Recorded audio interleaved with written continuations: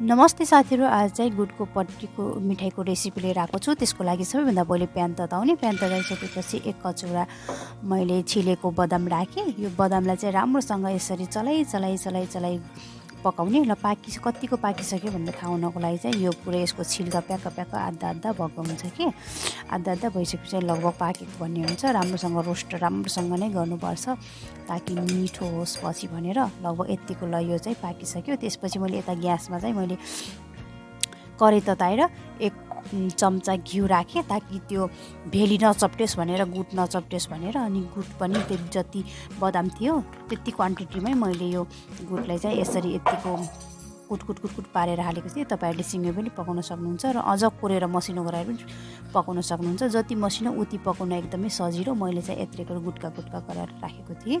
त्यसपछि मैले थोरै पानी राख्दिएँ ताकि त्यो पानीले जल्न नदियोस् भनेर। तेलले चिप्किन दिँदैन भने घिउले पानीले चाहिँ जल्न दिँदैन। पकाउनु चाहिँ एकदमै लो फ्लेममा। अनि अघि न पकाएको त्यो भुटेको बदामलाई चाहिँ यसरी मैले कपडामा राखेर बेसरी मिचेर त्यसको पोतला फालेँ। त्यसपछि यसरी चलाई यो यतिको भइसक्यो यो पनि। अनि त्यसपछि फेरि मैले यसलाई चेक गरेँ कतिको भयो भनेर। यो भेलीले पाक्यो कि नै पर्फेक्ट भएन चेक गरेँ।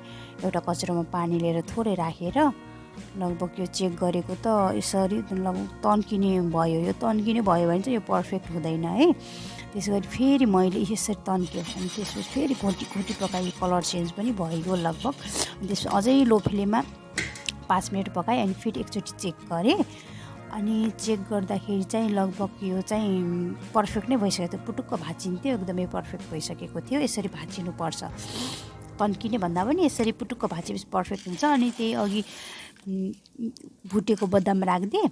अनि यसलाई चाहिँ बेसरी चलाएँ। जति क्वान्टिटीको बदाम छ उति क्वान्टिटीको, मतलब ग्राममा भन्दाखेरि चाहिँ 300 ग्राम बदाम छ, 300 ग्राम चाहिँ भेली छ है। अनि त्यसपछि यसलाई चाहिँ छिटो गर्नुपर्छ यतिखेर चाहिँ, नत्र फेरि बिलिहाल्छ कि, मतलब बिल्छ भने चाम्रो भइहाल्छ। अनि यता चाहिँ एउटा मैले थाल तयार पारिसकेको थिएँ। थालको उपर चाहिँ मैले घिउ राखेँ ताकि त्यो नचप्टोस् भनेर। थालको उपर जताकतै राम्रोसँग तपाईहरुले पिर्का सिर्का ल्याउन पनि सक्नुहुन्छ। मैले चाहिँ यहाँ थाल लिएँ। थाल अलि यता हल्लिसकेको थियो, अलि गाह्रो भएको थियो। अनि यो बेलनामा पनि यसरी घिउ राखेँ ताकि नचप्टियोस् भनेर। अनि त्यसलाई चाहिँ छिटो त्यसमा राखेँ, किनभने छिटो नै गर्नुपर्छ। यो चाम्रो भयो भने चाहिँ फेरि यसरी राम्रोसँग फिजिन कि थालमा। अनि त्यही भएर मैले फेरि राम्रोसँग मिलाएँ। तातो नै थियो।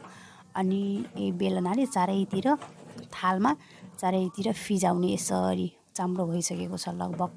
अनि यसरी चारैतिर फिजाइसकेपछि अनि यसलाई चाहिँ यतिको गराएर मैले राम्रोसँग भएको थिएन नि त, त्यही भएर मैले राम्रोसँग हातले मिलाएर यसलाई चाहिँ लगभग आधी घन्टा जति चाहिँ यसलाई राखिदिन पर्छ। हेर्नुस् त कति चपक्क भइसकेको छ पुरो एकदमै। यसलाई चाहिँ छिट्टो गर्नुपर्छ। तातो छ तर कति छिटो। अनि आधी घन्टा चाहिँ यसलाई रेस्ट गर्न राखिदिएँ ताकि यो चिसो होस् अनि पट्ट भाँचोस् भनेर। अनि त्यसपछि चक्कुले मैले कुत्रु पारेँ। तर भनेको जस्तो पर्फेक्ट सेपमा काटिँदा नि काटिँदो रहेनछ। अनि जस्तै भयो त्यस्तै। अनि हेल्दी नै भइहाल्छ होइन घरमा बनाएको चिज। अनि मैले यसलाई चाहिँ एउटा सिसाको उसमा चाहिँ कन्टेनर गरेर राखेँ। यसरी नै हजुरहरूले घरमा हेल्दी यो जाडोको मौसममा बच्चालाई अरू मिठाई खान दिन भन्दा यही बनाएर खान सक्नुहुन्छ भन्दै अहिले चाहिँ बिदा हुन चाहन्छु। Bye, see you.